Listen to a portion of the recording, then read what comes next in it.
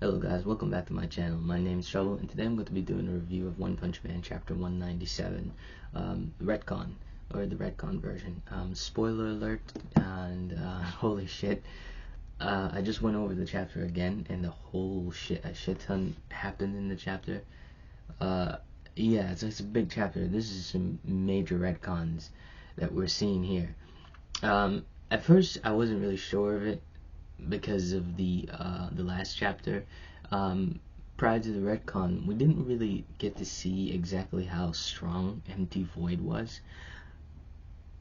So I don't know if this is the retconning of his power, or maybe Murata 1 always intended him to be this powerful. But holy shit, this dude is fucking insane, man.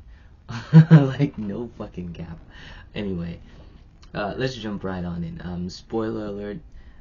Yeah. So the chapter opens up with Blast, and we're with Blast at the end of the Monster Association arc, and we get to see the ending of the Monster Association arc from Blast's perspective.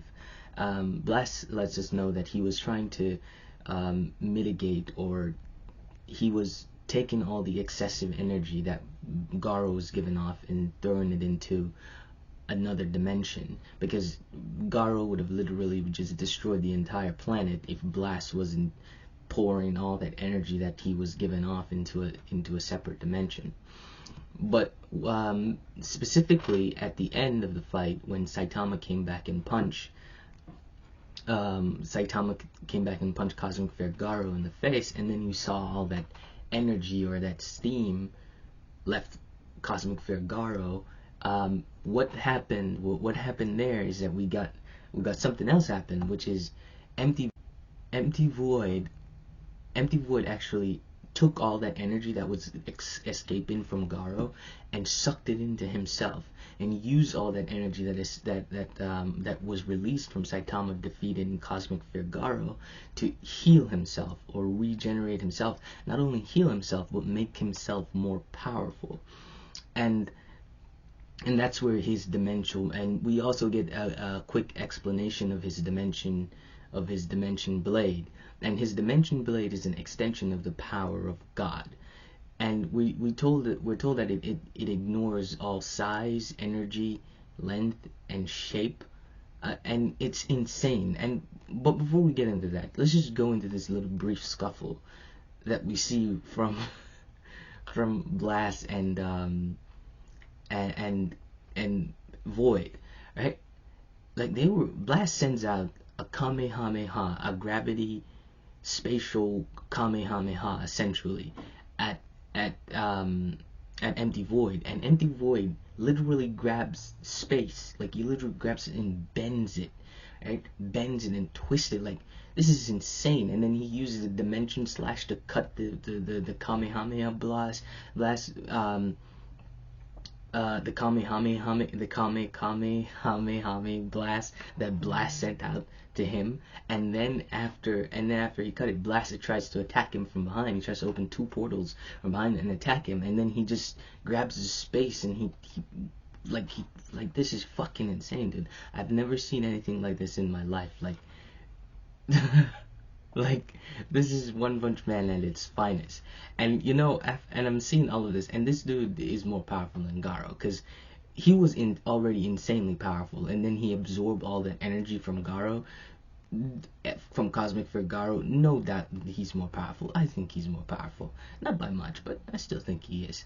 Anyway, and like, this is One Punch Man at its finest, because I'm sitting here thinking about it, and Saitama is going to defeat this dude with one punch. Like, you sit there and you're reading it, and then you realize, oh yeah, shit, look at this dude literally grabbing space like you would grab a piece of paper and throwing it like you grab a fucking piece of paper. You see all those stars, and Saitama is just going to one punch him, right? I mean, you gotta love it, right? You have to love it. Yeah, but anyway, right as that happened, this is when Sonic sends his letter of challenge to Flashy Flash, and Sonic handwriting is incredibly beautiful. I wish, and I pray it every day of my life that I could someday, some way, somehow reach a level of handwriting that is as beautiful as Sonic's handwriting. Go check it out. Like it is the most beautiful handwriting in the world. Anyway, so Sonic reads the letter. Sonic reads the letter and issue his challenge to Flashy Flash, like exactly what happened in the last chapter. And Flashy Flash reads it. But what's different in this chapter is that unlike the last chapter where Flash lied and then went off on his own, in this chapter, what happens is Flash actually tells them that this, and they actually might figure or come to the conclusion that this might be a ploy of God, because they feel or they believe that Sonic is under the influence of God, but he's not. So what they did in response to this is is Blast gave Flash like a beeper, like what are those before phones? A beeper, like, and and he says that if that man is there when you arrive, press it and I'll come by. They ask Saitama if he wants to come, and Saitama is like, nah, me and Monaco will just go eat some curry. Blast is here, everything will be fine, because he's here. And so yeah, Flashy leaves after that, and he runs off to go meet Sonic. And on his way to meet Sonic, we get a little bit of flashback from his childhood, the same exact flashback. Sonic explains to him that, hey, you were able to hold on to your insanity because you weren't born in the village. I was able, even though I was born in the village, I was able to hold on to my sanity because I have a strong soul, and I'm gonna knock off the top of the world, and of the ninja, and rebuild a better village where people can gain the power to live their lives the way they desire. And that's where they meet.